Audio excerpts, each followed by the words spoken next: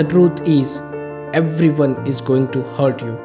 You just have to be patient enough to find the ones who are worth suffering for.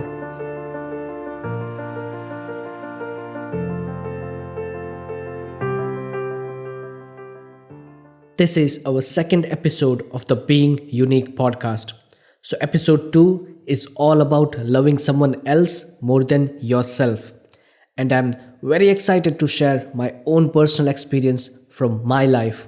So, let's hit the intro music before we begin.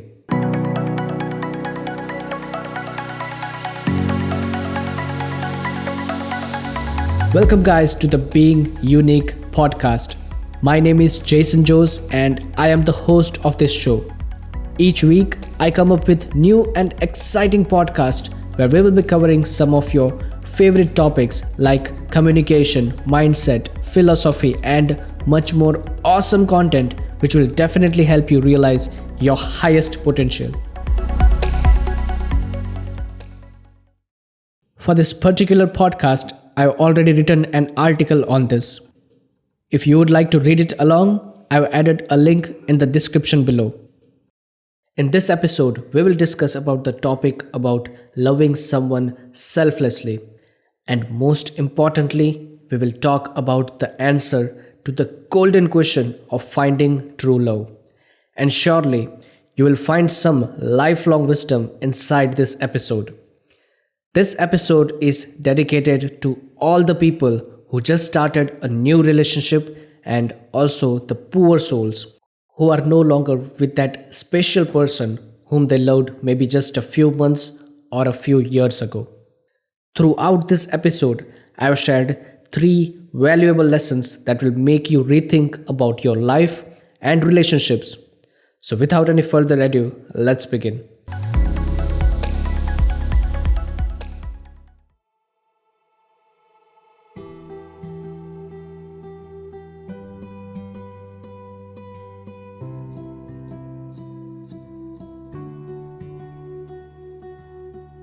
Love, love, is the 4-letter word that is the most beautiful feeling in this world. We generally don't know what this means until someone very special comes into our life and teaches us about some of the best feelings in this world. I was no exception, and I was completely unknown of this feeling, mostly because I was busy learning new stuffs, working in different jobs, reading books, and obsessed with self-development and upgrading myself. I was so obsessed with these kind of stuff that I never got a chance to take a pause from life and explore this beauty. I always thought about myself as being an overthinker because I always have these different versions of each and everything in my head. It's like the moment I see something, I already visualize different scenarios of the same thing and start thinking about the possible outcomes of the current decisions that I make that can have good or maybe bad consequences in the future. Adding the quality of being an extremist just takes that to a whole next level. All of my colleagues, out of the script, trust me, I've worked with dozens of companies in the past 10 years and I have a lot of colleagues. Back to the script. All of my colleagues know that if I'm focused on something, everything else becomes irrelevant to me, and that is how I learned all these communication and people skills which are helping me a lot in my life. People like this are very good at parallel tasking but suck when it comes to multitasking. Because of the habit of their sheer focus, they allot their entire self to a specific task at hand. The math is very simple. If someone works 40 hours a week and you start working 80 hours a week, you get the most impossible jobs done within a week and learn a plethora of things at the same time about work and people as well. It never gets old, but I have personally been admired by many people for the intensity of hard work that I put into any project and the enthusiasm that I bring to the table that I take charge of. To simply put things in a clearer perspective, I always strive to be the most hardworking guy in the entire room, no matter how big the room is. This attitude is good for, okay, let me rephrase that. This attitude is great when you are working on something for yourself or for someone else. For instance, a job or your own business, but it totally backfires when it comes to relationships. Initially, you take things slow because once you know that if you are addicted to that person, there is no going back. And eventually, once you are committed to them, you surpass the other person in almost all the aspects of the relationship when it comes to showing that you truly and utterly love them. Whether it's making them feel special, taking care of them, remembering all the small things like monthly anniversaries by preparing it for an entire week in prior, reaching the destination early so that they don't have to wait for you, but also waiting for them at the same time for hours and hours because they might be busy with their friends.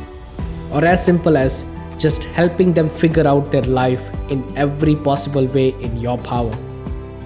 In a nutshell, you take care of them as if you are gifted with a newborn baby because your love has no boundaries, and due to your attributes of being selfless, you literally take care of their entire family and treat them just like yours. You become committed and promise to love them no matter what. And the best but most painful part of this is, unfortunately, even if you break up, a small part of you just can't stop loving them ever. The first takeaway from this episode is, always remember that sometimes in life, not getting what you want is a wonderful stroke of good luck. Postscript, this quote applies either way as well. The biggest problem about human beings is that when you reach the 6th slice of pizza, it becomes overrated and you just want to finish it up and clean up the trash, as compared to the first, second, and even the third slice, where you craved for it for many hours or even some days. This is exactly what happens when you have these extreme traits that creates wonders in business or a job, but it literally throws you off guard and ruins everything at the end, because when you are addicted to that person, that is exactly when they leave you. And trust me, it is as bad or worse as taking away drugs from a complete drug addict. And just like them, you start having anxiety attacks, which is not even in your control. Because just like what happens to the soil or the land when a tree is uprooted during a storm, the same way you get torn into countless pieces during the separation. But that doesn't make the other person bad or evil. They just might not be ready for this intense level of commitment, or their agenda or goal in life could be something different at that time. It's just like asking a street vendor to make the dish the spiciest possible, while a different customer would say that, please make it just moderate. I can't take it if it's too hot or spicy. See, it's that simple. But if you can find a person who craves for what you serve, you just found a diamond. So if you're in a relationship, love them with all your might, but also share the same love with yourself as well. That's the least your future self would ask you to do so. Here's another takeaway from this episode. Never allow someone to be your number one priority while allowing yourself to be their option. Don't worry, there's one more at the end that is very special. The truth is, everyone is going to hurt you. You just have to be patient enough to find the ones who are worth suffering for. So you must be thinking, then Jason, what should a person do to find true love? My answer to that would be, well, do whatever it takes to be the best version of yourself.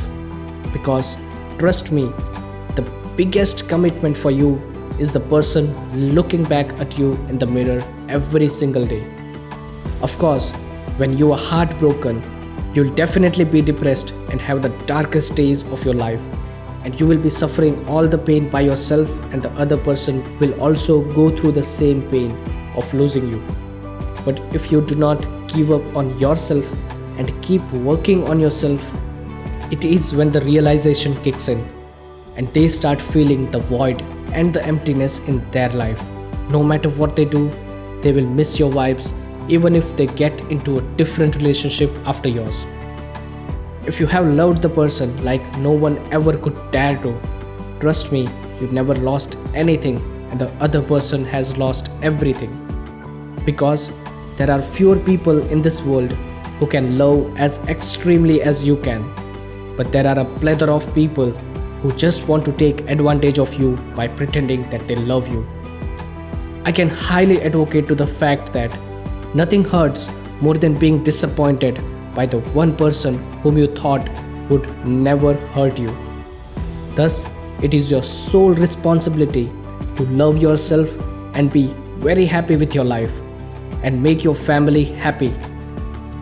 You just have to wait for someone who can genuinely add to it. As the adage goes, love is the answer, love is the key.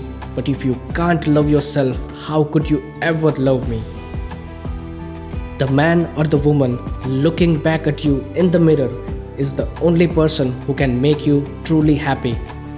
So start taking care of yourself because you are already enough. So today, I hope that I leave you with a direction correction. So take a good long look in the mirror and say, I love you and I will take care of you no matter what, because you deserve happiness and joy, and this is my promise to you. To wind up this podcast, listen to this following quote a couple of times to know what you're worth and go out there and get what you deserve. So here's the last takeaway from this podcast, and I want you to stop whatever you're doing and listen very carefully. The ones who are meant to be with you will always find a way to reach out to you no matter what. And the ones who aren't have already found out many excuses to not be with you.